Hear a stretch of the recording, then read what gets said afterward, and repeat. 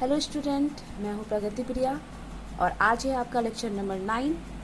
जैसा कि मैं पिछले क्लास में मैं क्या पढ़ाई थी आपको, केपलर्स लॉ के बारे में, उससे रिलेटेड सम प्रॉब्लम्स करवाई थी, प्रीवियस ईयर क्वेश्चन करवाई थी CSI और नीट का। और मैं बता दूँ जो भी बच्चे CSI और नेट का प्रिपरेशन कर रहे हैं, लाइक जेस्ट का कर रहे हैं, IIT जैम का कर रहे हैं और गेट का कर रहे हैं, सभी बच्चों के लिए ये टॉपिक रेलिवेंट है, इम्पॉर्टेंट है। ओके, आज का टॉपिक है हमारा स्टेबिलिटी एनालिसिस और उससे रिलेटेड कुछ एग्जांपल। ओके, तो पहले स्टेबिलिटी एनालिसिस से समझने से पहले हम लोग समझते हैं कंजर्वेटिव टाइप फोर्स क्या है और नॉन कंजर्वेटिव टाइप फोर्स क्या है। इससे इस चीज़ का डिस्कशन, इस टॉपिक का डिस्कशन मैं पिछले क्लास में भी आपको बता चुकी हूँ, छोटा सा रिव्यू भी दे चुकी हूँ, राइट।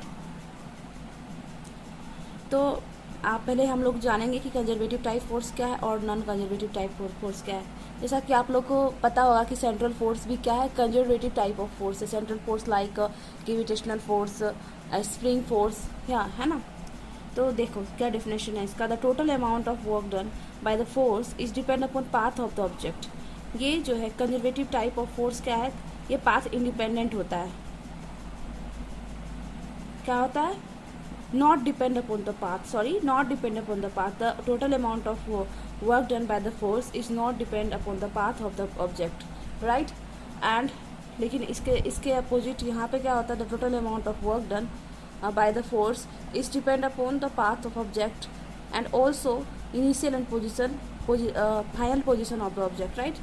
और ये depend conservative type of force क्या डिपेंड करता है, डिपेंड इनिशियल और final position of the object पे ही डिपेंड करता है इसका वर्क। लाइक A और B, ये वाला मैं पहले भी एग्जांपल दे चुकी हूँ। A और B दो पॉइंट है, इनके तीन रास्ते हैं जाने के, एक ये, तो तीनों में अलग अलग वर्क होता है, W1, W2, W3। तो इसका इनिशियल और फाइनल पोजीशन सेम है ना, इनिशियल और फाइनल पोजीशन पे ही डिपेंड करता है। देन जो है हम किसी भी रास्ते से जाएँ तो वर्क क्या होगा, सेम होगा। W1 is equal to W2 equal to W3, right.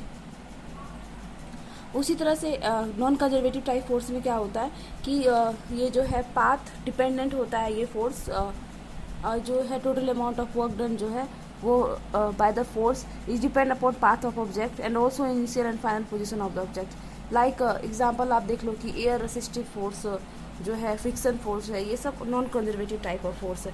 तो ये जैसे कि ये A से B पॉइंट पे जाना है तो यहाँ तीन रास्ते दे रखे हैं, W1, W2, W3, मतलब दो तीन रास्ते हैं, 1, 2, 3। तो इस पे जो तीन रास्ते पे अलग अलग चलने में जो वर्क लगेगा वो वर्क जो है डिफरेंट होगा, क्योंकि क्या है, non conservative force path dependent है, इसलिए ये तीनों फोर्स डिफरेंट होंगे, डिफरेंट होंगे। W1 does not equal to W2 does not equal to W3। जो कंजर्वेटिव टाइप ऑफ फोर्स है तो उसमें हम लोग ये फॉर्मूला यूज कर सकते हैं। फोर्स जो है आपका जो है ये V है, या यू लिखो, नो प्रॉब्लम, V लिख देती हूँ। फोर्स जो है आपका वो नेगेटिव ग्रेडियंट के बराबर होता है, नेगेटिव पोटेंशियल ग्रेडियंट के बराबर। फिर भी क्या है, पोटेंशियल एनर्जी है, you know about potential energy is scalar quantity, right. अब मैं कंजर्वेटिव टाइप ऑफ फोर्स का एग्जांपल देती हूँ। पहले भी मैं बता चुकी हूँ कंजर्वेटिव टाइप ऑफ फोर्स कौन कौन से होते हैं। ग्रेविटेशनल फोर्स हो गए, spring force and electromagnetic force. के लिए मैं क्या क्या इसका मतलब हम कैसे निकालेंगे, अगर पोटेंशियल एनर्जी दे रखा है तो इक्विलिब्रियम पॉइंट कैसे निकालेंगे। नाउ हम कैसे पता करेंगे कि स्टेबल इक्विलिब्रियम पॉइंट कौन है, नॉन स्टेबल इक्विलिब्रियम पॉइंट कौन सा है, न्यूट्रल पॉइंट कौन सा है, एंड हम हम फाइंड करेंगे कि मिनिमा कहाँ मिलता है, मैक्सिमा कहाँ मिलता है ग्राफ में। तो हम यहाँ पे बहुत सारे पॉइंट्स को सीखेंगे। लाइक हम सीखेंगे कि पोटेंशियल जो है, हम पोटेंशियल वर्सेस पोजीशन ग्राफ कैसे ड्रॉ करेंगे, प्लॉट करेंगे, राइट, वो सीखेंगे ना। उसके बाद हम नेक्स्ट क्लास में फेज स्पेस के बारे में सीखेंगे, राइट, जो कि वो फेज स्पेस जो है वो जो टॉपिक है वो काफ़ी इंपॉर्टेंट है एग्ज़ाम पॉइंट ऑफ व्यू से। जो भी एग्ज़ाम हो, लाइक गेट हो, जेस्ट हो, CSI या नेट हो, ये सारे एग्ज़ाम के पॉइंट ऑफ व्यू से वो जो फेज स्पेस है वो काफ़ी इंपॉर्टेंट है। लेकिन फेज स्पेस को समझने से पहले हमें स्टेबिलिटी एनालिसिस के बारे में जानकारी होनी चाहिए, इन्फॉर्मेशन होनी चाहिए, देन हम फेज स्पेस को इजीली समझ सकते हैं। अगर हम पोटेंशियल वर्सेस एक्स के बीच में, पोजीशन के बीच में ग्राफ प्लॉट करना सीख लेंगे तो फेज स्पेस जो है मोमेंटम और पोजीशन के बीच में ग्राफ खींचना हो, मतलब ड्रॉ करना होता है, तो वो हम आसानी से समझ सकते हैं, राइट। तो हम आते हैं अपने पॉइंट पे, अपने टॉपिक पे। तो जैसा कि मैंने आपको बताया कि अगर फोर्स कंजर्वेटिव टाइप हो तो हम ये वाला फॉर्मूला यूज कर सकते हैं, राइट। ये एग्जाम्पल है, अगर फोर्स एक्सटर्नल एफ एक्सटर्नल 0 है तो डेल बी इक्वल टू 0 हो जाएगा, ऐसा मैंने एजम्पशन माना है, राइट। एक्सटर्नल फोर्स 0 होगा और ये नेगेटिव ग्रेडियंट पोटेंशियल ग्रेडियंट के बराबर होगा फोर्स, ओके। जब ये डेल बी 0 कर देंगे, फोर्स अगर एक्सटर्नल 0 है तो ये क्या हो जाएगा, del B upon del R is equal to 0 and del B upon del R is equal to 0। अब आपको याद होगा कि हमने इस रिलेशन का यूज़ सर्कुलर मोशन में भी यूज़ किया था, जो कि सेंट्रल फोर्स प्रॉब्लम में आपको मैं पढ़ा चुकी हूँ, राइट। आपको मैं पढ़ा चुकी हूँ सेंट्रल फोर्स प्रॉब्लम में कि ये फार्मूला का यूज़ कहाँ और कैसे हुआ, राइट। अब ये देखो, हाँ, इस फार्मूला से हम पता करेंगे, मतलब आर का, जैसे कि हम रेडियस का वैल्यू फाइंड करते थे सर्कुलर मोशन में, सर्कुलर ऑर्बिट में, तो यहाँ पे हम इक्विलिब्रियम पॉइंट फाइंड करेंगे। आर की डिफरेंट वैल्यू यहाँ निकलेगी, R0, R1, R2, जैसे कि मैं यहाँ पे आपको राइट करके रखी हूँ। देखो, we get different values of R is equal to R0, R1, R2, R3। These are क्या है, दीज आर इक्विलिब्रियम पॉइंट्स। ये इक्विलिब्रियम पॉइंट्स है। अब इस वैल्यू को मैं, मतलब सेकेंड ऑर्डर डेरिवेटिव जब निकालूंगी पोटेंशियल का आर के रिस्पेक्ट में, तो मुझे डिफरेंट मतलब जो निकालूंगी उसके बाद मैं ये इक्विलिब्रियम पॉइंट पुट करूंगी, तो उसमें बहुत सारे कंडीशंस आएंगे कि लाइक जो डबल ऑर्डर डेरिवेटिव ऑफ जो वैल्यू निकला है पोटेंशियल का, वो पॉजिटिव आ सकता है, निगेटिव आ सकता है और इक्वल टू 0 आ सकता है। जब पॉजिटिव आएगा उसकी value del dot second order derivative of potential energy, मतलब मैं ये कहना चाह रही हूँ, आप समझो, del square V and del X square. अब मैं यहाँ पे सारे इक्विलिब्रियम पॉइंट्स को डालूंगी, मान चलो x0 है, अगर ये पॉजिटिव कुछ वैल्यू आया तो यहाँ पे स्टेबल इक्विलिब्रियम पॉइंट ये कहलाएगा, स्टेबल इक्विलिब्रियम पॉइंट। कौन सा पॉइंट कहलाएगा, जो ये x0 है ये, राइट। अगर इसी तरह से डेल स्क्वायर भी डेल एक्स स्क्वायर, अगर एक्स मतलब ये इक्विलिब्रियम पॉइंट डालूंगी, पुट करूँगी, इसका वैल्यू नेगेटिव वैल्यू दे, तो ये अनस्टेबल इक्विलिब्रियम पॉइंट होगा, अनस्टेबल इक्विलिब्रियम पॉइंट, यहाँ इक्विलिब्रियम पॉइंट हो, ओके। अबाउट जो भी हम पॉइंट निकालें इक्विलिब्रियम पॉइंट, वो अनस्टेबल इक्विलिब्रियम पॉइंट कहलाएगा। और जहाँ तक कि आपको पता हो, ये मिनिमा होता है और ये मैक्सिमा होता है। अभी मैं आपको क्लियर करवाऊंगी कि कैसे होता है। और अब अगर फिर मैं इस वैल्यू में x की वैल्यू x0 पुट की, इक्विलिब्रियम पॉइंट जब इसमें पुट की इक्वल टू 0 के बराबर आ गया, तो ये कहलाएगा न्यूट्रल इक्विलिब्रियम पॉइंट। क्या कहलाएगा, न्यूट्रल इक्विलिब्रियम पॉइंट। और जो मतलब जो भी इक्विलिब्रियम पॉइंट है वो ये न्यूट्रल कहलाएगा, राइट। अब देखो आगे, मैं इस चीज़ को यहाँ पे ग्राफ के थ्रू प्लॉट की हूँ। देखो ये जो पॉइंट निकला है, दीज आर इक्विलिब्रियम पॉइंट्स, है ना। In this points we get maxima, है ना। इस पॉइंट्स को यूज़ करके in this points we get maxima, minima and neutral potentials, या न्यूट्रल पॉइंट हम बोल सकते हैं, ये पोटेंशियल पॉइंट होगा आई थिंक, हाँ, ओके। अब देखो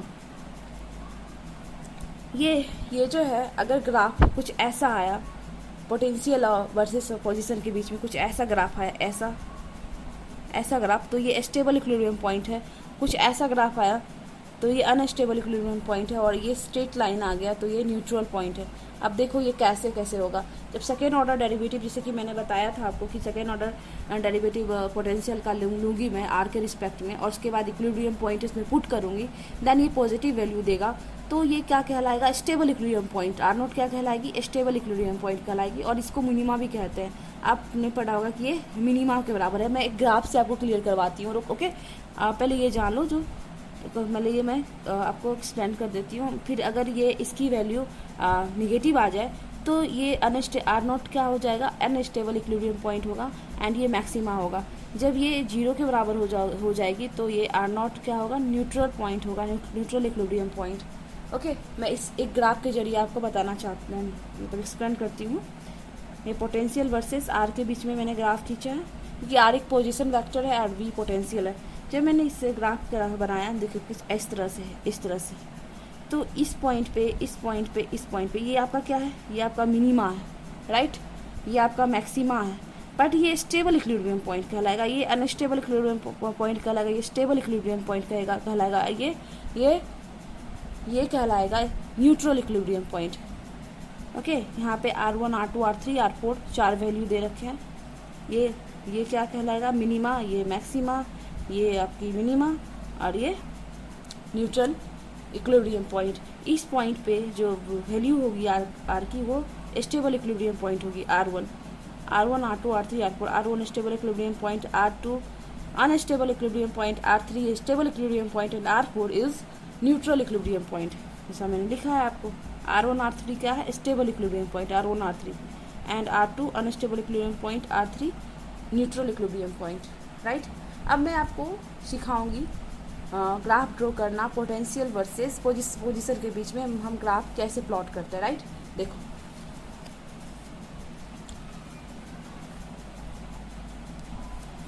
ओके, देखो एग्जाम्पल के थ्रू मैं समझाऊंगी आपको। जैसे कि अगर पोटेंशियल एनर्जी आपको दे रखा है, नॉट पोटेंशियल, हम जो पहले आपको मैं बोलती आ रही हूँ कि potential not potential, it's a potential energy, right. जैसे ये दे रखा है पोटेंशियल एनर्जी हाफ की एक्स स्क्वायर, तो हम इसके बीच में ग्राफ कैसे प्लॉट करेंगे। यहाँ पे मैं कुछ पॉइंट दे दी हूँ क्वेश्चन में कि find out equilibrium point, find out stable equilibrium point and unstable equilibrium point. मैंने इसे शॉर्ट में लिख दिया है, S for stable, E for equilibrium, P for point and U for unstable, S for stable, E for equilibrium, P for point, right, and K some constant. Draw graph between V and X, है ना। तो first point मतलब first task क्या है कि equilibrium point find करना। कि कैसे फाइंड करेंगे, जैसे v इज इक्वल टू दे रखा है हाफ के एक्स स्क्वायर, राइट। तो पहले इसका फर्स्ट ऑर्डर डेरिवेटिव लूँगी विथ रिस्पेक्ट टू एक्स, तो क्या होगा, 0 के बराबर रख दूँगी, देन हम मुझे इक्विलिब्रियम पॉइंट फाइंड हो जाएगा। तो देखो वी गेट इक्विलिब्रियम पॉइंट, जब मैंने रखा तो क्या हो गया, इसका जब डेरिवेटिव करूँगी फर्स्ट ऑर्डर तो क्या हो जाएगा, ये के एक्स के बराबर हो जाएगा, और इसको 0 रखूँगी तो एक्स की वैल्यू 0 आई, तो ये इक्विलिब्रियम पॉइंट हुआ। उसके बाद मैं इसका सेकेंड ऑर्डर डेरिवेटिव लूँगी। सेकेंड ऑर्डर डेरिवेटिव लेने के बाद जो है भी की वैल्यू क्या आ गई, सेकेंड ऑर्डर डेरिवेटिव लूँगी तो ये के आ गई, जो कि पॉजिटिव वैल्यू है, ग्रेटर देन 0। तो ये एक्स नॉट क्या होगा, एक्स होगा आपका stable equilibrium point at X equal to 0 पे। ये इस पॉइंट पे जो है स्टेबल इक्विलिब्रियम पॉइंट देखने को मिलेगा। तो ग्राफ कैसे बनेगा, इस तरह से उल्टी कटोरी, अपोजिट डायरेक्शन में। अब देखो ग्राफ कैसे प्लॉट करेंगे हम। अब क्या करूँ मैं, x इक्वल टू 0 पे ये स्टेबल इक्विलिब्रियम पॉइंट दे रखा है, तो मैं भी पोटेंशियल एनर्जी में x की वैल्यू पुट करूँगी, equilibrium value, stable equilibrium value, तो v की वैल्यू 0 आती है, x equal to 0, v equal to 0, right. तो इसका मतलब इस पॉइंट पे जो है मैं स्टेबल इक्विलिब्रियम पॉइंट मतलब स्टेबल ग्राफ बनाऊंगी, जैसा कि देखो है ना, इस पॉइंट है ना। अब मैं ग्राफ ड्रॉ करूंगी। हाँ, ग्राफ एक्स एक्सिस पे कहाँ कट करेगी वो देखती हूँ। कट और एक्स एक्सिस, तो पहले मैं पोटेंशियल एनर्जी की वैल्यू 0 कंसीडर करूँगी, 0 पुट करूँगी, देन ये क्या हो जाएगा, एक्स की भी वैल्यू 0, यानी कि ग्राफ कहीं भी एक्स पे कट नहीं करेगी, यानी ओनली 0 पे कट करेगी, राइट। तो इस तरह से बन गया, इस तरह से। अब यहाँ पे मैं डिफरेंट एनर्जी की वैल्यू लेके स्टेबल क्या कहते हैं, क्लासिकली अलाउड रीजन है या फॉरबिडन रीजन है, उसको चेक करूँगी, राइट।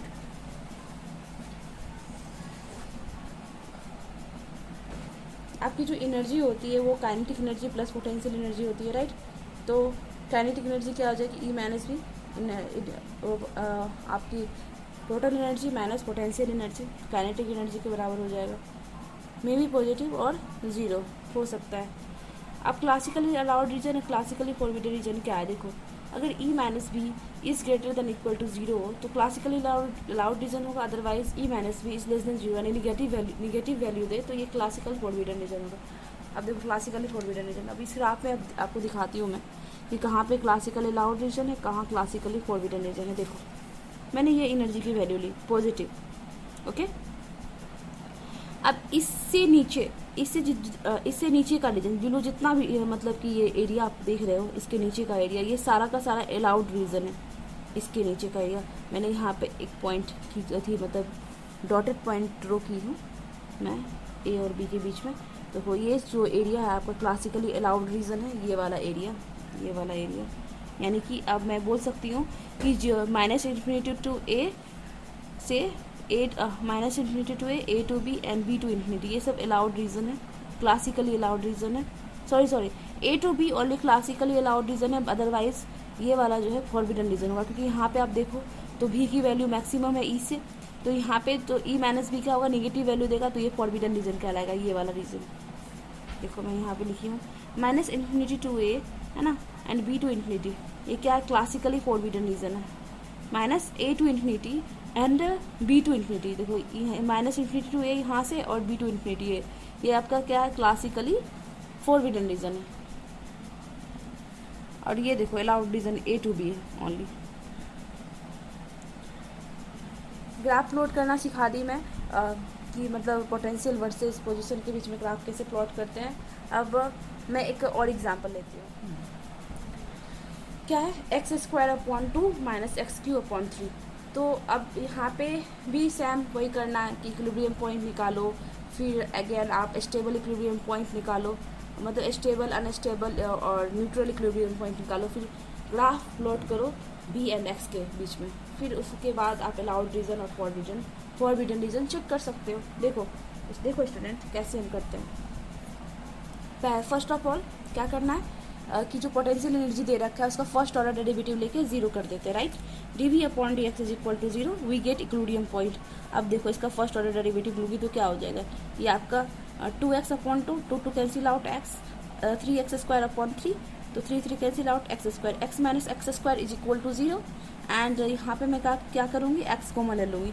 जब मैं x कॉमन ले ली तो क्या हो, 1 ले ली तो क्या हुआ, x × 1 - x = 0। तो यहाँ पे x की दो वैल्यू आ रही है, एक x = 0 एंड एक x = आपको +1 आएगा, x = 0 एंड x = 1। ये क्या है, दीज आर इक्विलिब्रियम पॉइंट। अब मैं सेकेंड ऑर्डर डेरिवेटिव लूँगी एंड देन इस वैल्यू को पुट करके देखूंगी कि क्या वैल्यू आ रही है, पॉजिटिव आ रही है या नेगेटिव आ रही है या 0 आ रही है, ओके। देखो देन सेकेंड ऑर्डर डेरिवेटिव मैं इसका करूँगी तो क्या हो जाएगा, सेकेंड ऑर्डर डेरिवेटिव इसका फिर से करो, डेरिवेटिव क्या होगा, x का 1 एंड x² का -2x हो जाएगा, x1 - 2x। अब फिर वैल्यू दे के रखूँगी x = 0। जब 0 दी x की वैल्यू तो यहाँ पे 1 आया, that is positive, and 1 is greater than 0, then ये क्या कहलाएगा, stable equilibrium point, okay. And ये होगा मिनिमा। अब देखो दूसरा देखती हूँ, नेक्स्ट वैल्यू देके x का 1 वैल्यू देके रखूँगी तो क्या दूँगी तो क्या होगा, यहाँ 2 × 1, 1 - 2 करूँगी तो -1 इज़ लेस देन 0, इस नेगेटिव वैल्यू है, तो ये अनस्टेबल इक्विलिब्रियम पॉइंट होगा कहलाएगा। एंड ये मैक्सिमा भी कहलाता है, ओके। अब ये दो वैल्यू पुट करके मैंने देख लिया कि क्या क्या वैल्यू आ रहा है दोनों का। अब देखो दो पॉइंट निकल के आया, एक स्टेबल इक्विलिब्रियम पॉइंट, एक अनस्टेबल इक्विलिब्रियम पॉइंट, तो ग्राफ में दोनों आएगा, दोनों पॉइंट आएगा, राइट। अब देखो, अब मैं देखूंगी कि पोटेंशियल एक्सेस कहाँ कट कर रही है, राइट। तो पहले मैं देखो क्या करती हूँ, कट ऑन भी x = 0, यानी कि दो इक्विलिब्रियम पॉइंट निकला था, एक x = 0 पे एंड एक x = 1 पे। तो x = 0 दूंगी तो क्या हो जाएगा, v की वैल्यू 0 हो जाएगा, जो कि स्टेबल इक्विलिब्रियम पॉइंट है, यानी 0 0 पे स्टेबल इक्विलिब्रियम पॉइंट मिलेगी मुझे। एंड फिर मैं क्या करूँगी, x की वैल्यू 1 दूंगी तो क्या होगा, देखो आप v = 1 - 1/2 - 1/3, तो इसको सिंप्लीफाई करूँगी तो क्या हो जाएगा, 3 - 2/6 1/6। यानी ये जो v की वैल्यू यहाँ पे इस पॉइंट पे x की वैल्यू 1 और v = 1/6 पे आपको क्या मिलेगी, अनस्टेबल इक्विलिब्रियम पॉइंट देखने को मिलेगी, ओके। इसको हम पॉइंट में लिख ली हूँ, 1/6 को 0.14। अब graph cut on x axis देखते हैं कि ग्राफ x एक्सिस पे कहाँ कट करेगी, देख लो। तो वहाँ पे मैं क्या करूँगी, graph cut on x axis के लिए क्या करती हूँ कि पोटेंशियल एनर्जी की वैल्यू 0 पहले ले लेती हूँ। ओके, जब 0 ले लूँगी तो एक्स की वैल्यू निकलेगी, देखो क्या निकलती है, x² minus x³ is equal to 0, then x² is equal to x³ तो कैंसिल आउट होके x की वैल्यू क्या निकल के आई 3/2 1.5। तो आप देखो कि v इज इक्वल टू 0 पे x इज इक्वल टू 1.5, यानी इसी पॉइंट पे सिर्फ कट करेगी x को x एक्सिस में इस पॉइंट पे ही एक कट आएगा, आगे कहीं नहीं। ओके, अब ग्राफ को मैं देखती हूँ कैसे ग्राफ में प्लॉट की। देखो graph on potential energy versus x. देखो आपको बताया था मैंने 0 पे स्टेबल इक्विलिब्रियम पॉइंट देखने को मिला, मतलब पोटेंशियल एनर्जी भी 0 और एक्स भी 0 थी। यहाँ पे स्टेबल के लिए ऐसा बनता है ग्राफ, है ना, स्टेबल इक्विलिब्रियम पॉइंट के लिए यहाँ पे कुछ भी रखो तो ये यहीं पे आ जाएगा, लेकिन इस पॉइंट पे अगर आप कुछ भी सा रखोगे तो थोड़ा सा भी इधर उधर करोगे तो ये फिर से इस पॉइंट पे आ जाएगा, इसलिए ये अनस्टेबल कहलाया, राइट। अब देखो अनस्टेबल के लिए कहाँ था, किस पॉइंट पे, x की वैल्यू 1 एंड v की वैल्यू 1/6, ये था ना, x की वैल्यू 1 और v की वैल्यू 1/6 पे अनस्टेबल इक्विलिब्रियम पॉइंट मुझे मिला था। तो देखो, और ग्राफ कट कहाँ कर रहा है, ये भी इंपॉर्टेंट है, ग्राफ कट कर रहा है आपका 1.5 पे, ये रहा 1.5, देन ये बना लिया ईजिली। मैं आपको फिर से एक फ्रेश पेज पे बना के दिखाती हूँ। ओके, देखो क्या क्या निकला था वैल्यू, मैं वो लिख लेती हूँ पहले। x equal to 0, v equal to 0 पे क्या आया था, स्टेबल इक्विलिब्रियम पॉइंट आया था, and x equal to 1 and v equal to 1/6 पे क्या आया था आपका, अनस्टेबल इक्विलिब्रियम पॉइंट आया था, अनस्टेबल इक्विलिब्रियम पॉइंट आया था, राइट। अगर आप x को कहाँ कट कर रही थी, x इक्वल टू 1.5 पे ग्राफ कट कर रही थी, ग्राफ मतलब कट ऑन एक्स एक्सिस। अब मैं बनाती हूँ कोऑर्डिनेट, ये भी एक्स है और ये आपका एक्स है, मान लेती हूँ ये 1 है, ये 2 और यहाँ 1/6। अब देखो कि इस पॉइंट पे 0 पे क्या मिला, स्टेबल। तो स्टेबल के लिए ऐसे बनेगी ग्राफ, और मैं बनाने का तरीका मैं बता रही हूँ। अब फिर अनस्टेबल के लिए कैसा बना था, x इक्वल टू 1 और v इक्वल टू 1/6, यानी इस पॉइंट पे, तो इसको मैं ऐसे कर दूँ। ओके, ग्राफ कट कहाँ कर रहा है, इस पॉइंट पे 1.5 पे, तो अब कट कर रहा है वहाँ पे, तो मैं क्या करूँ, देखो इसको इस तरह से कट करूँगी, थोड़ा सा इधर आ जाए, एंड ये देखो इसको मर्ज कर दूँगी, एंड ये रहा हमारा ग्राफ फाइनल। ओके, ऐसा ग्राफ बना, किसका बना graph, x² minus x³ v is equal to potential energy का ऐसा ग्राफ बना, ऐसा ग्राफ बन गया। ओके, अब मैं दिखाऊंगी क्या एनर्जी का अगर वैल्यू लेती हूँ पॉजिटिव, सपोज मैं ये एनर्जी का वैल्यू ले ली E is equal to greater than 0। अब देखो यहाँ स्टेबल, अब मैं यहाँ जहाँ जिस पॉइंट पे कट कर रहा है, इस पॉइंट पे कट कर रहा है, इस पॉइंट पे कट कर रहा है, इस पॉइंट पे कट कर रहा है, मैं इसको मान लेती हूँ A, B और C, इसको इससे मर्ज कर देती हूँ, मतलब डॉटेड लाइंस, ये भी A रहा, ये भी B रहा, ये C रहा। अब देखो यहाँ पे, अब देखो आप माइनस क्लासिकली अलाउड और क्लासिकली फोरबिडन रीजन कब होता है, जब E minus B is greater than equal to 0 हो, तब क्या हुआ, क्लासिकली अलाउड रीजन।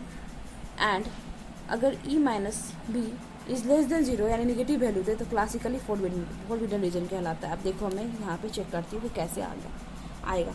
अब ये देखो इस पॉइंट पे देखो, यहाँ पे E से ज़्यादा भी की एनर्जी है ना, तो ये जो रीजन कहलाएगा, ये वाला रीजन ये क्या होगा, फोरबिडन रीजन होगा। अब यहाँ पे इस पॉइंट पे भी देखो, इस पॉइंट पे कि भी की वैल्यू ज़्यादा है E से, है ना, इस पॉइंट पे, है ना, तो भी ये फोरबिडन रीजन कहलाएगा। और यहाँ पे ये वाला भी फोरबिडन रीजन कहलाएगा कि इससे ज़्यादा ये वैल्यू है कि नहीं है, ये वाला रीजन। तो फोरबिडन रीजन कौन कौन सा, पहले मैं वो लिखती हूँ जहाँ अलाउड नहीं, माइनस इन्फिनिटी टू A, एक रीज़न ये हो गया, and B to C and C to infinity. ये सब क्या है, classically, wait B to C only जो है आपका यहाँ तक कि क्लासिकली फोरबिडन रीजन होगा, क्लासिकली फोरबिडन रीजन। एंड आप देख लो ये इस पॉइंट में तो v की वैल्यू कम है इससे, देन ये पॉजिटिव वैल्यू आएगी a to b and c to infinity पे।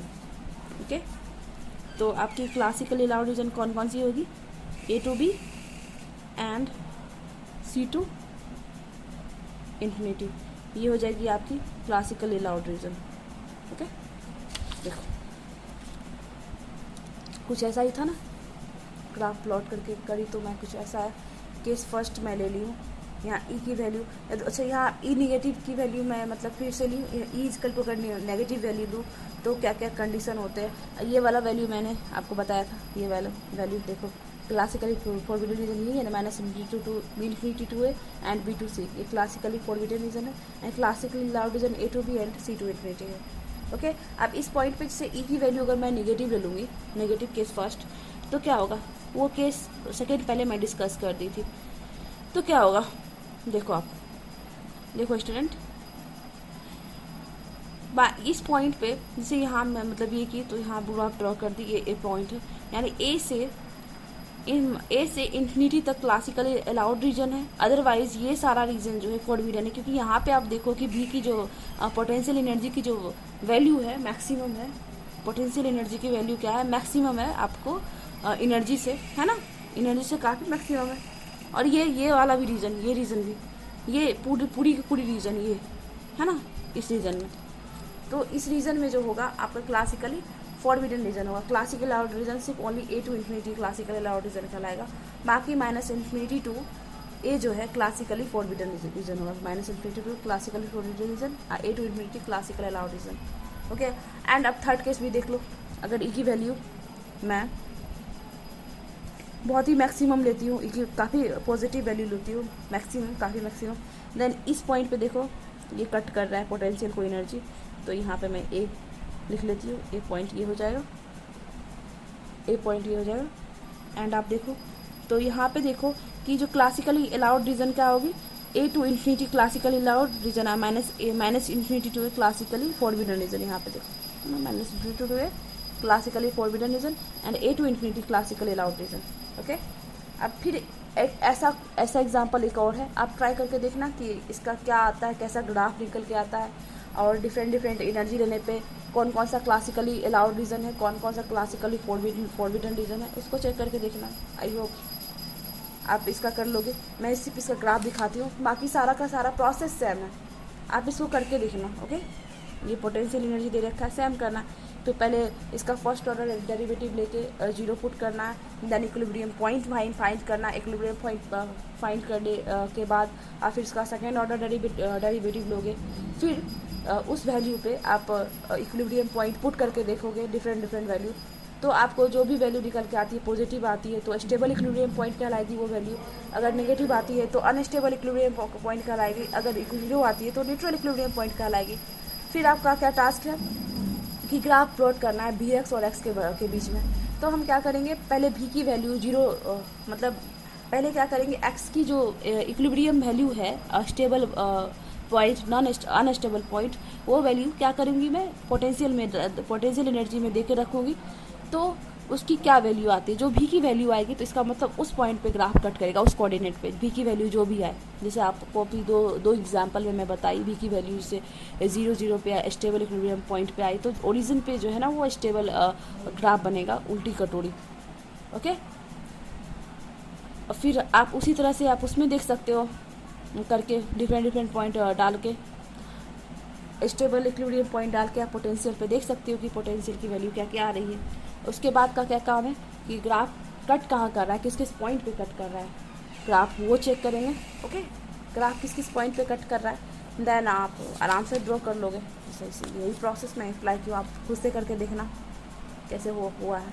यहाँ पे देखो आया 2 इक्विलिब्रियम पॉइंट, फिर मैं सेकेंड ऑर्डर डेरिवेटिव ली, सेकेंड ऑर्डर डेरिवेटिव लेने के बाद फिर इक्विलिब्रियम पॉइंट वैल्यू पुट की, तो एक अनस्टेबल पॉइंट निकल का, एक अनस्टेबल इक्विलिब्रियम पॉइंट निकल का है। फिर मैं क्या की कि वो सारे वैल्यूज में पुट करके देखी, ये graph cut on x axis है ना, तो वो वैल्यू पुट करके देखी, तो देखो यहाँ पे एक्स एक्सिस पे कहाँ कट कर रहा है, 1.5 पे कर रहा है, b equal to 0 x equal to 1.5, and एक ही पॉइंट पे ग्राफ कट कर रहा है, राइट।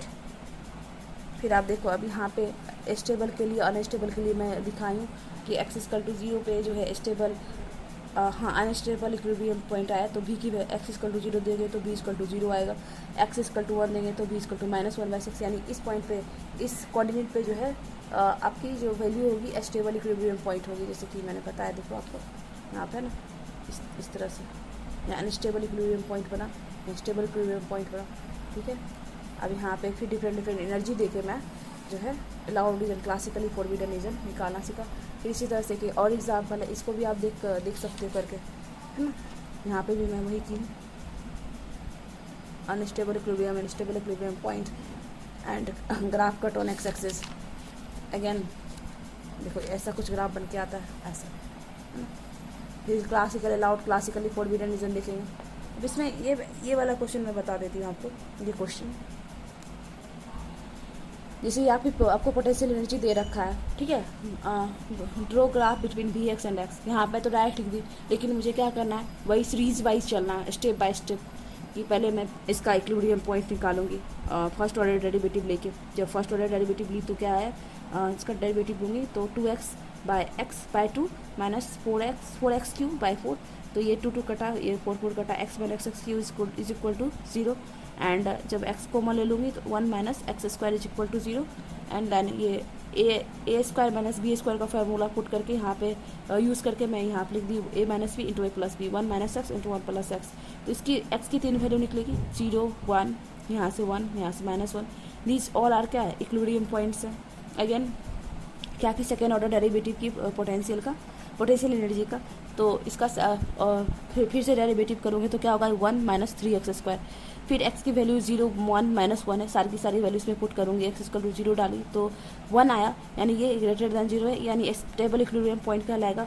फिर मैंने क्या किया, फिर x इक्वल टू -1 डाल के देखी इसकी वैल्यू, तो 1 - 3 आया, तो यानी -2, ये अनस्टेबल इक्विलिब्रियम पॉइंट होगा। एंड देन फिर -1 डाल के देखी तो -1 का स्क्वायर 1 ही होगा। एंड 1 - 3 -2 के बराबर इज नेगेटिव है, ये भी अनस्टेबल इक्विलिब्रियम पॉइंट है। यानी आपको एक स्टेबल इक्विलिब्रियम पॉइंट, एक स्टेबल और 2 नॉन स्टेबल इक्विलिब्रियम पॉइंट मिला। अब इसके बेसिस पे हम फिर भी की कोऑर्डिनेट स्टेबल इक्विलिब्रियम पॉइंट के वर्सेस या अनस्टेबल इक्विलिब्रियम पॉइंट के वर्सेस देखोगे कि वी और एक्स की ग्राफ क्या क्या आ रही है, कोऑर्डिनेट क्या क्या आ रहे हैं।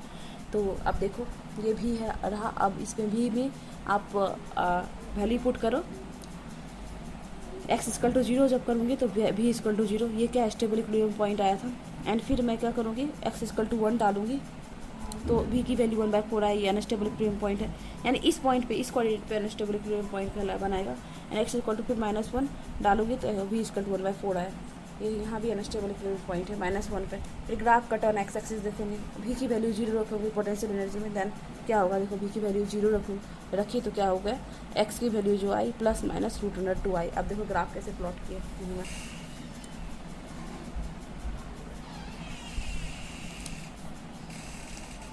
ग्राफ कुछ इस तरह से आएगा। आप देखो 3 पॉइंट आया है, आप देख सकते हो। एक ये stable equilibrium point x equal to 0, v equal to 0 पे, और यहाँ पे x इक्वल टू 1 और x इक्वल टू -1, अभी की सेम वैल्यू 1/4 वहाँ पे अनस्टेबल इक्विलिब्रियम पॉइंट आया है। देखो स्टूडेंट, ग्राफ कट कहाँ कर रहा है, ग्राफ कट कर रहा है आपका ±√2 पे x एक्सिस पे। देखो ये रहा, यहाँ पे स्टेबल इक्विलिब्रियम पॉइंट बनेगी, v0 e0 है ना, स्टेबल बने। अब यहाँ पे आप देखो x इक्वल टू -1 और x इक्वल टू +1 और v की वैल्यू 1/4 पे, इस पॉइंट पे आता है अनस्टेबल इक्विलिब्रियम पॉइंट। देखो ये अनस्टेबल इक्विलिब्रियम पॉइंट है, यहाँ पे ऐसे एक मैक्सिमा बनेगी और यहाँ मिनिमा बनेगी, फिर इसको मैं ज्वाइन कर दी। फिर आप देखो ग्राफ कट कर रही थी ±√2 पे, तो x एक्सिस पे ±√2 करके देखो हो गया। अब यहाँ पर एनर्जी की वैल्यू अगर पॉजिटिव लूँगी तो क्लासिकली अलाउड और क्लासिकली फॉरबिडन का रीजन क्या होगा, सो ये वाला एनर्जी की वैल्यू ली। अब देखो कि E-v जो होगा, E-v > 0 होगा, तो वो क्लासिकली अलाउड रीजन कहलाएगा। तो यही सिर्फ ये ऐसा है, पॉजिटिव वैल्यू है ना, बाकी सारा क्या है, वो नेगेटिव वैल्यू है ना। कट कहाँ कर रहा है, जिस पॉइंट पे कट कर रहा है उसको हम क्या करते हैं, नोट कर A B C D point पे कट कर रहा है, राइट। तो यहाँ पे मैं ये पॉइंट यहाँ A लिख सकती हूँ, यहाँ B लिख सकती हूँ, यहाँ C लिख सकती हूँ और यहाँ D लिख सकती हूँ। अब देखो कि क्लासिकली अलाउड डिवीज़न कौन कौन सा होगा। क्लासिकल अलाउड डिवीज़न ये भी होगा -∞ to A and B to C and D to ∞। ये होगा क्लासिकली अलाउड डिवीज़न। यहाँ पे मैं लिखी हूँ -∞ to A, B to C and D to ∞, classical allowed division. यहाँ पे देखो क्योंकि B का वैल्यू जो है कम है इससे, तो यहाँ B की, यहाँ जो E माइनस B की वैल्यू होगी पॉजिटिव होगी। एंड यहाँ पे ऊपर देखो, यहाँ पे जो है मैक्सिमम है B की वैल्यू, दैन यहाँ पे E माइनस B की वैल्यू क्या होगी, निगेटिव होगी। देन आप देख सकते हो कि A to B and C to D जो होगा वो फॉरबिडन रीजन कहलाएगा। अब अगर E की वैल्यू निगेटिव ले लूँगी, मैं कम ले लूँगी की वैल्यू काफ़ी नेगेटिव, तो यहाँ पे 2 पॉइंट को कट करता है पोटेंशियल के एनर्जी को। यहाँ मान लो E और ये F पॉइंट को, यहाँ E और ये F पॉइंट को कट करता है। तो अब देखो ये बाकी सारा का सारा रीजन क्या है, ये बाकी सारा का सारा रीजन फॉरबिडन रीजन कहलाएगा। और ये रीजन जो है आपका अलाउड कहलाएगा -∞ to E और F to ∞। ये जो है अलाउड रीजन होगा क्लासिकली अलाउड रीजन, और E to F जो है क्लासिकली फॉरबिडन रीजन होगा। सारा मैं लिख दी हूँ।